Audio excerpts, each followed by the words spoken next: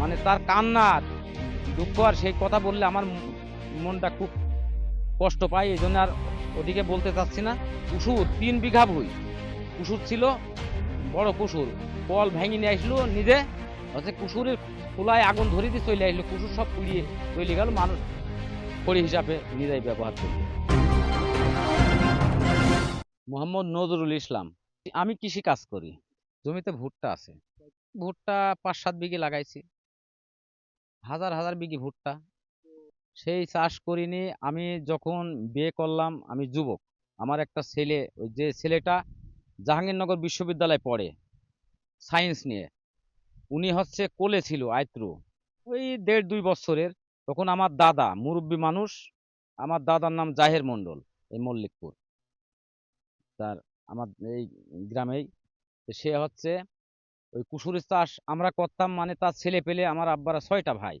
তাই ওই কুসুরের খোলাই থেকে আমার দাদাকে হ্যান্ডকাপ করিয়ে হারান নামে এক দারোগা হিন্দু, কাকলিদার ফাঁড়ির, সে হচ্ছে ধরাই নিয়ে গেছিল। তারপরে বিএনপির মেম্বার টেম্বার ছিল, এখন তাদের ইঙ্গিত কি কি এটা আমি বলতে পারি না।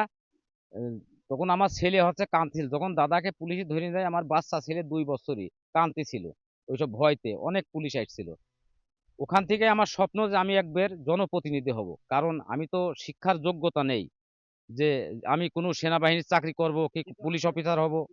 তার ছেলে পিলে এই যে কুসুরের চাষ করে, আখের চাষ করে, করে মাড়াই করে গুড় বিক্রি করে, কৃষক মানুষ, এটা অন্যায় না। আমার দাদা বলল যে আমার বাপের ভুইতে আমার ছেলেপিলি কুসুর লাগাচ্ছে আমার জমিতে, তার জন্য আমাকে হ্যান্ডকাপ পরাইলো। মানে তার কান্নার দুঃখ আর সেই কথা বললে আমার মনটা খুব কষ্ট পায়। এই জন্য আর ওদিকে বলতে চাচ্ছি না। হচ্ছে বললো যে আমার 6টা ছেলে, 1 কাঠা কুসুর লাগানো হবে না। আমার মাইজাব্বা কুসুর 3 বিঘা ভুই কুসুর ছিল, বড় কুসুর কল ভেঙে নিয়ে আসলো নিজে, হচ্ছে কুসুরের খোলায় আগুন ধরে দিয়ে চলে আসলো, কুসুর সব পুড়িয়ে চলে গেল, মানুষ খড়ি হিসাবে নিজেই ব্যবহার করলো। ওখান থেকেই এই মল্লিকপুর গ্রামে কুসুরের চাষ বন্ধ। 600 বিঘি কুসুর ছিল, মানে আমার দাদা 2টা কল, মানে 2 মাস বাইন্দে, আমার আব্বারা 6টা ভাই, আমরা এক পরিবারে একটা কল 2-3 মাস থেকে রাখতাম, 600 টিন গুড় মাড়াই করতাম। তো ওই কারণে বাদ দিয়ে দিয়েছি, আখ চাষ বন্ধ। তারপর থেকে আমার স্বপ্ন যে আমি মেম্বার হব, পুনরায় 1-2 বারে দাঁড়াতে দেয় না, না দিলে এবার আমি জোর করে টাকা জমা দিছিলাম।